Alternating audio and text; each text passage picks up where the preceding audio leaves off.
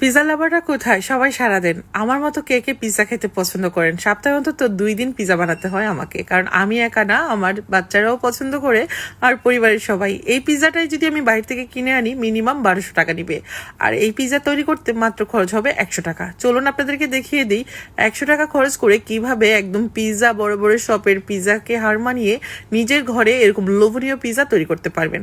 দেখে হয়তো বুঝতে পারছেন কতটা লোভনীয় হয়েছে, আর একদম পারফেক্ট টেক্সচারে পিজা তৈরি করে নেবেন ঘরেই। এখানে আমি হালকা কুসুম গরম পানি দিলাম হাফ কাপ পরিমাণ, হাফ টিস্পুন পরিমাণ দিয়ে দিলাম আমি ইস্ট, আর চিনি দিলাম 1 টিস্পুন পরিমাণ। আশা করছি পরিমাণগুলো আপনারা দেখে বুঝতে পারবেন। এখন চিনি, ইস্ট আর গরম পানিটা মিশিয়ে নিচ্ছি। গরম পানি খুব বেশি গরম না, কিন্তু হালকা কুসুম গরম। এখন আমি ঢেকে 10 মিনিটের জন্য রেখে দেবো ইস্ট অ্যাক্টিভ হওয়ার জন্য।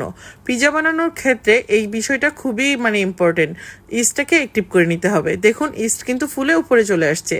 এখন আমি এখানে দিয়ে দিব স্বাদ মতো লবণ। লবণ যদি আমি আগে দিতাম তাহলে ইস্ট কিন্তু অ্যাক্টিভ হতো না। কিছু টিপস অ্যান্ড ট্রিক্স ফলো করতে হবে। এখানে আমি 1.5 কাপ পরিমাণ দিয়ে দিলাম ময়দা। আটা দিয়েও তৈরি করতে পারবেন, বাট ময়দা দিলে এর টেক্সচারটা অনেক ভালো আসবে। একদম বাহিরের যে পিৎজাগুলো আমরা কিনে আনি খাই তার থেকেও অনেক টেস্টি হবে। এখন খুব ভালো করে একটা ডো তৈরি করে নেব। ডোটা হবে এরকম স্টিকি, হাত দিয়ে যখন এটা মাখাতে যাবেন হাতে লেগে আসবে। যারা নতুন পিৎজা বানাবেন তারা হয়তো ভয় পাচ্ছেন যে এরা তো স্টিকি ডো দিয়ে কিভাবে পিৎজা বানাবো। স্টিকি ডো হলেই কিন্তু পিৎজাটা খেতে টেস্টি হবে এবং অনেক সফট হবে। এখন হাতে সামান্য তেল মাখিয়ে উপরে একটু করে এরকম লাগিয়ে এটাকে ঢেকে রেখে দেবো হাফ অ্যান আওয়ারের জন্য। আর এর মধ্যে আমি পুরটা তৈরি করে নিচ্ছি, টপিংগুলো। আর এটা রেস্টে থাকলে কি হবে, অনেকটা ফুলে উঠবে ডোটা। আর ডোটা কতটুকু নিয়েছি আপনারা হয়তো দেখেই বুঝতে পেরেছেন। এখানে আমি মুরগির বুকের মাংস নিয়েছি, সেই সঙ্গে সয়া সস অ্যাড করে দিলাম 2 টেবিল চামচ পরিমাণ, আর আদা রসুন বাটা হাফ টিস্পুন করে দিয়েছি, গোলমরিচের গুঁড়া দিয়েছি সামান্য পরিমাণ, আর এখানে আমি শুকনা মরিচ ক্রাশ করা সেটাও দিয়েছি আমার স্বাদ অনুযায়ী। আশা করছি এই বিষয়গুলো আপনারা দেখেই বুঝে নেবেন। 2 টেবিল চামচ পরিমাণ রান্নার তেল দিয়ে আমি চিকেনটাকে 10 থেকে 12 মিনিটের মতো রান্না করব।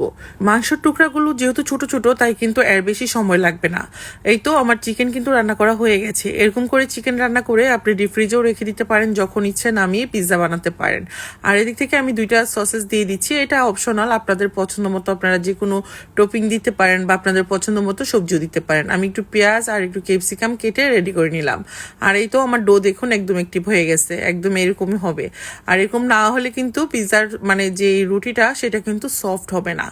আশা করছি আপনারা দেখেই বুঝতে পারবেন। এখন হাত দিয়ে খুব ভালো করে চেপে চেপে এরকম একটা স্টিলের প্লেটে অথবা পিৎজা এরকম মোল্ড থাকলে মোল্ডের মধ্যে কিন্তু এভাবে বসিয়ে দেবেন। দেখে হয়তো বুঝতে পারছেন সাইডগুলো একটু মোটা রাখার চেষ্টা করছি, খুব বেশি না।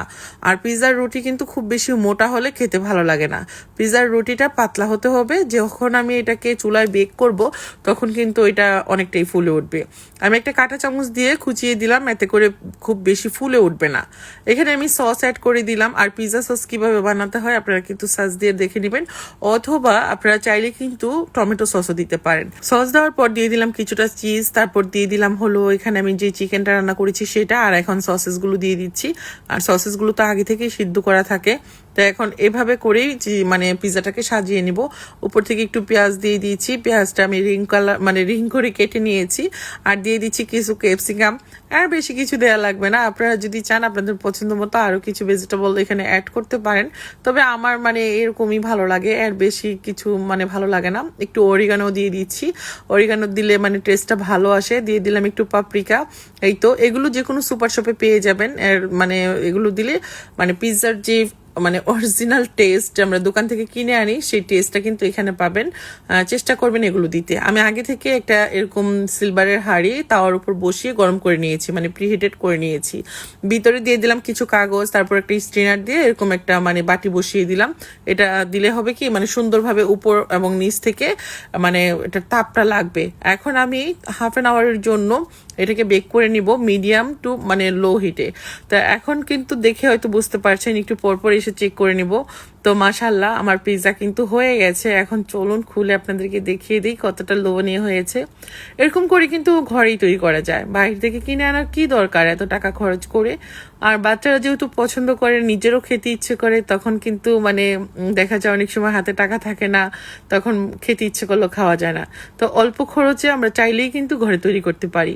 এখন চলুন কেটে দেখিয়ে দিই। আর পিছনের অংশটা দেখুন, একদমই কিন্তু পুড়ে যায়নি বা শক্ত হয়েও যায়নি।